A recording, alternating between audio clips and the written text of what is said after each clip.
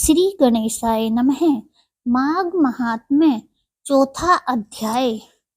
श्री वशिष्ठ जी कहने लगे कि हे राजन, अब मैं माघ के उस महात्म्य को कहता हूँ जो कार्तवीर्य के पूछने पर दत्तात्रेय जी ने कहा था। जिस समय साक्षात विष्णु के रूप श्री दत्तात्रेय जी सत्य पर्वत पर रहते थे, तब महिष्मति के राजा सहस्त्रार्जुन ने उनसे पूछा कि हे योगियों, मैं श्रेष्ठ दत्तात्रेय जी, मैंने सब धर्म सुने, अब आप कृपा करके मुझे माघ मास का महात्म्य कहिए। तब दत्तात्रेय जी बोले, जो नारद जी से ब्रह्मा जी ने कहा था वही माघ महात्म्य मैं तुमसे कहता हूँ। इस कर्म भूमि भारत में जन्म लेकर जिसने माघ स्नान नहीं किया, उसका जन्म निष्फल गया। भगवान की प्रसन्नता, पापों के नाश और स्वर्ग की प्राप्ति के लिए माघ स्नान अवश्य करना चाहिए। यदि यह पुष्ट शुद्ध शरीर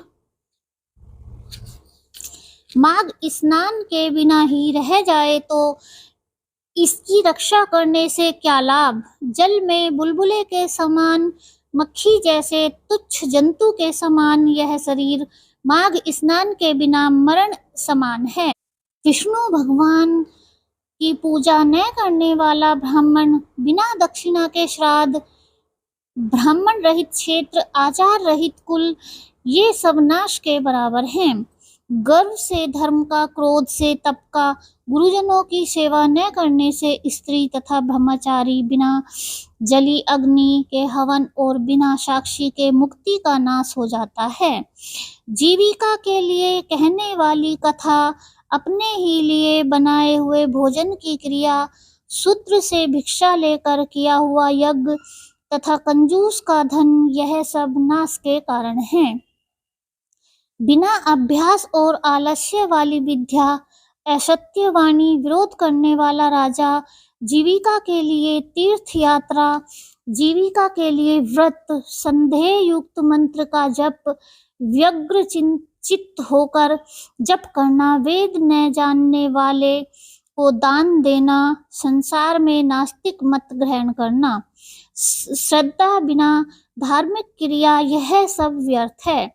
और जिस तरह दरिद्री का जीना व्यर्थ है, उसी तरह माघ स्नान के बिना मनुष्य का जीना व्यर्थ है। ब्रह्मघाती, सोना चुराने वाला, मदिरा पीने वाला, गुरु पत्नीगामी और इन चारों की संगति करने वाला माघ स्नान से पवित्र होता है। जल कहता है कि सूर्योदय से पहले जो मुझसे स्नान करता है, मैं उसके बड़े से बड़े पापों को नष्ट करता हूँ। महापातक भी स्नान करने से भस्म हो जाते हैं। माघ मास के स्नान का जब समय आ जाता है तो सब पाप अपने नाश के भय से कांप जाते हैं। जैसे मेघों से मुक्त होकर चंद्रमा प्रकाश करता है, वैसे ही श्रेष्ठ मनुष्य माघ मास में स्नान करके प्रकाशमान होते हैं। काया, वाचा, मनसा से किए हुए छोटे या बड़े, नए या पुराने, सभी पाप स्नान से नष्ट हो जाते हैं।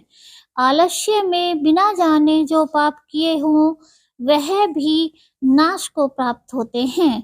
जिस तरह जन्म जन्मांतर के अभ्यास से आध्यात्मिक ज्ञान की प्राप्ति होती है, उसी तरह जन्मांतर अभ्यास से ही माघ स्नान में मनुष्य की रुचि होती है।